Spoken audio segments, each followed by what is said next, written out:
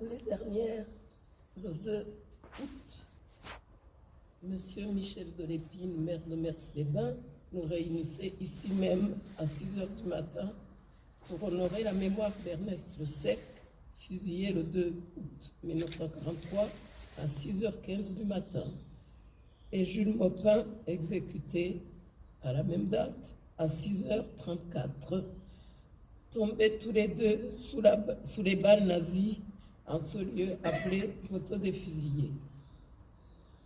Aujourd'hui, c'est le tour de leur camarade de fortune, André Dumont, tombé lui aussi ici le 5 février 1944, à peine plus de 6 mois avant la libération d'Amiens, il y a 80 ans.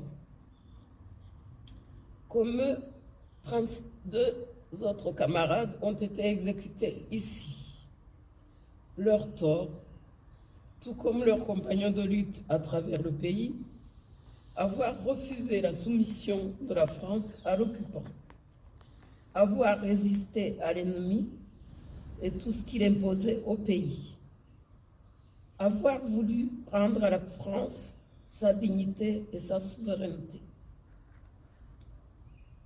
André Dumont avait 23 ans. Il fut compagnon de Jules Bridoux, alias Michel, à la tête du groupe Michel en 1942. Après l'attentat du Royal à Amiens la nuit du 24 au 25 décembre 1942, ils furent déplacés de la Somme vers la Seine inférieure. Expérimenté pour la lutte armée, il fut arrêté à Berneville le 24 août 1943. Blessé lors de l'attaque, il fut interné à la prison de Rouen. Il reconnut devant les policiers avoir participé à une dizaine d'actions. Transféré à la prison de la citadelle d'Amiens, il est déféré le 26 janvier 1944 devant le tribunal militaire allemand. Il est exécuté le 5 février 1944. Il avait le grade de lieutenant dans le groupe FTP, francs-tireurs et partisans. Je vous fais la lecture de la lettre qu'il a laissée à ses parents et qui montre qu'il est mort la tête haute. Chers parents, l'heure a sonné à l'horloge du destin. Il est 6h30 et je vais être exécuté tout à l'heure à 8h30. Je saurai mourir fièrement pour la France. Pour moi, ce n'est qu'un mauvais moment, mais pour vous, il reste de longues heures à pleurer. J'espère que mon frère sera bientôt de retour et que cela vous apportera un peu de consolation. Geneviève, par ses caresses et son babillage, mettra quelque joie dans votre cœur bien triste. Peut-être n'ai-je pas toujours été le fils bien obéissant et aussi n'avez-vous pas eu avec moi toutes les joies que vous pensiez en attendre. Je le regrette très sincèrement. Aussi, j'ai assisté à la messe. L'abbé est très aimable et peut-être vous reverrai-je là-haut. Embrassez bien fort les nôtres pour moi et une pensée va vers tous nos amis pour la France. Je vous dis adieu et vous embrasse de tout cœur. André Dumont, votre fils, Mers-les-Bains, vive la France.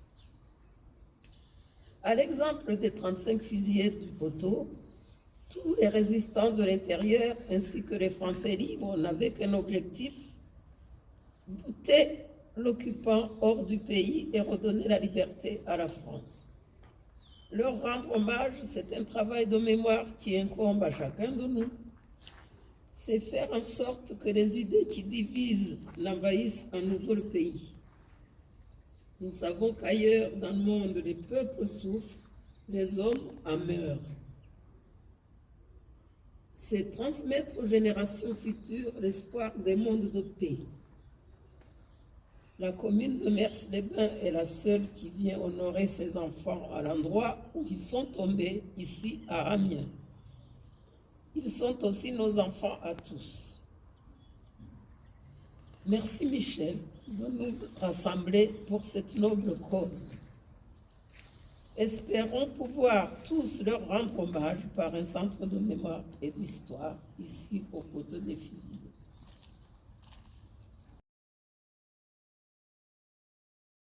Ne vous a jamais oublié et ne vous oublie pas.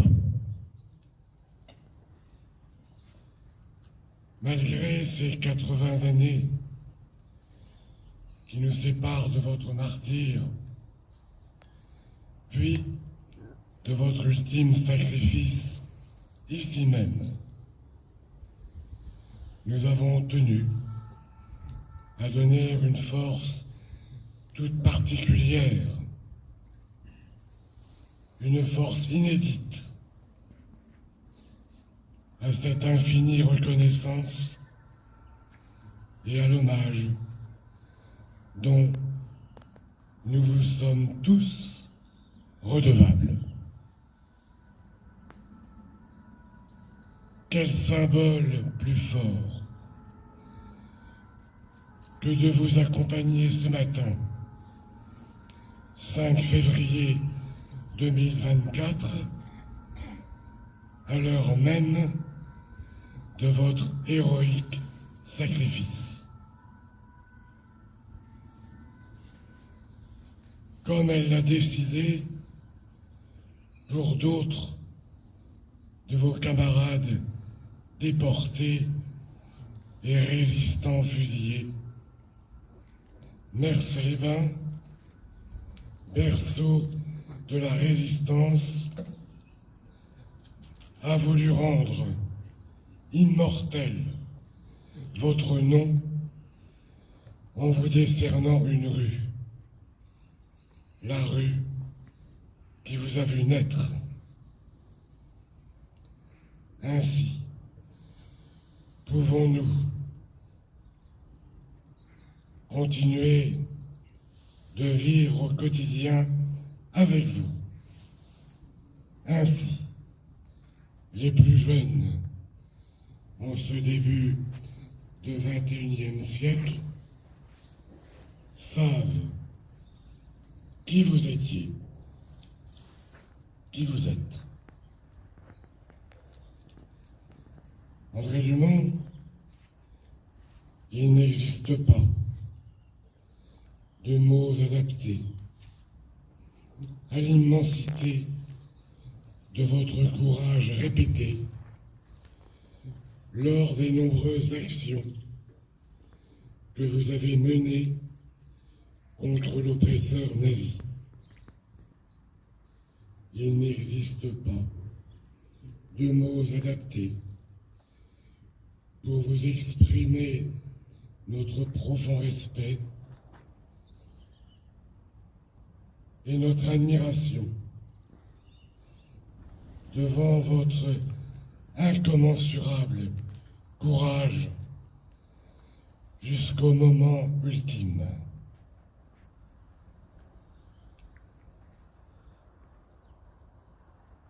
Le maire que je suis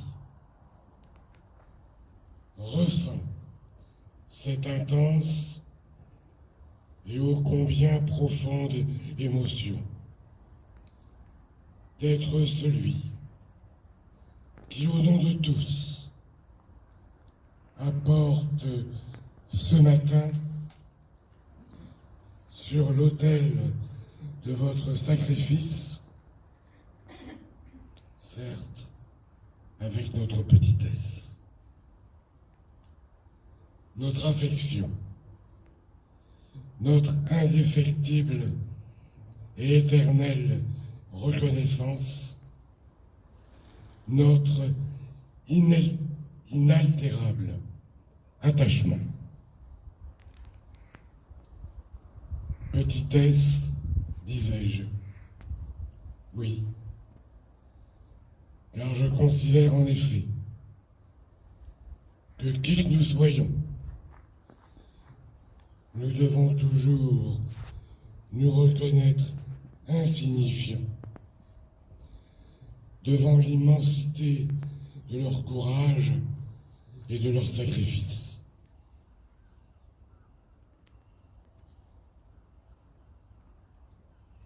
Mesdames et messieurs, 80 ans après, tous ces combattants de l'ombre, aux mains nues, sont en droit de nous interroger. Qu'avons-nous fait? Que faisons-nous pour leur rester fidèles? Qu'avons-nous fait? Que faisons-nous pour que leur sacrifice ne soit pas vain?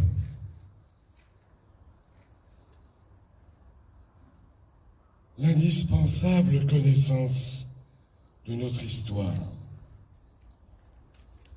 qui comporte dramatiquement tant de failles,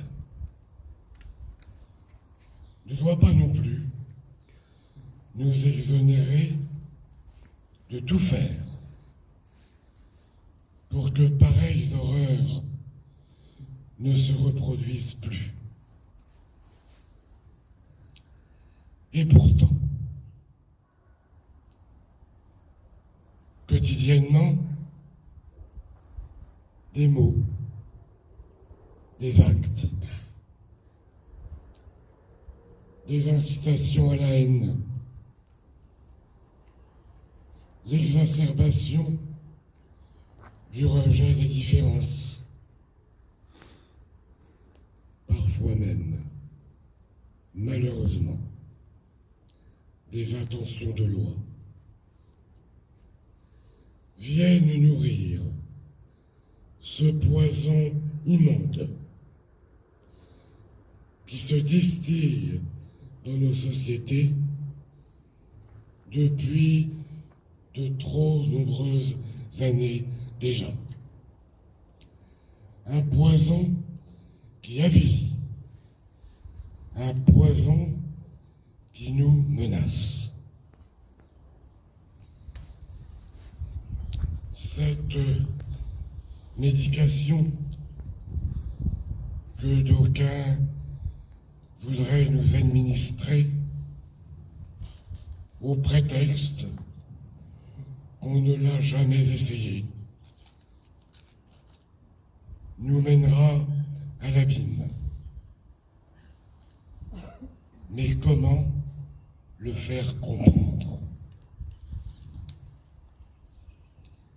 Un contexte lourd et ancien d'exaspération des peuples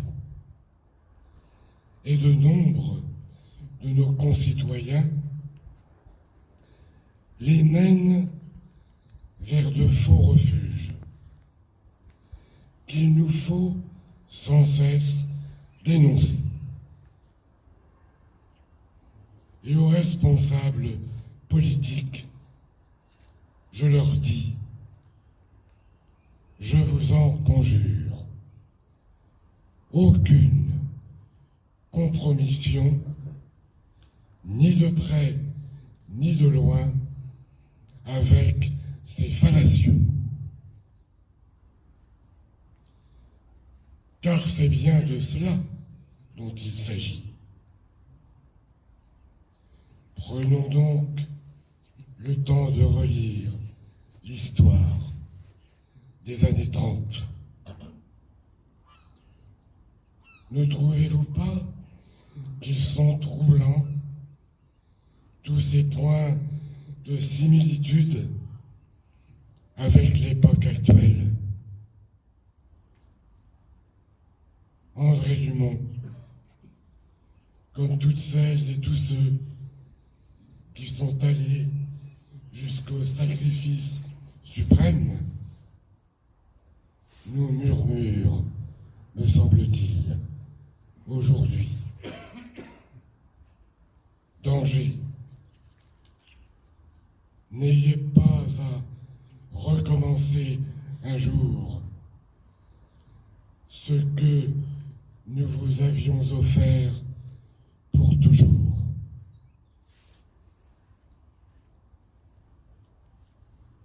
Mesdames et messieurs, nous foulons cette terre, une terre sacrée, imprégnée du sang de nos martyrs.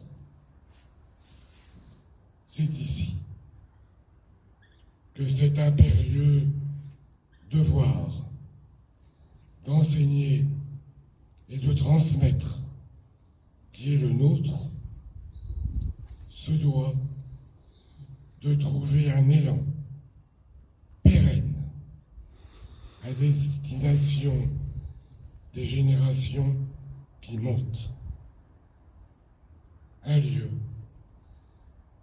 d'interprétation et de la mémoire est vital.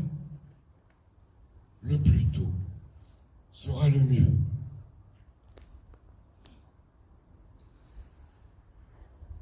André, à quelques heures de vos 24 printemps, vous avez donné votre vie. Votre sang a fécondé notre terre pour que la justice et la paix y soient rétablies et prospères. Puissions-nous en être les garants. Vive Mers-les-Bains. Vive la République.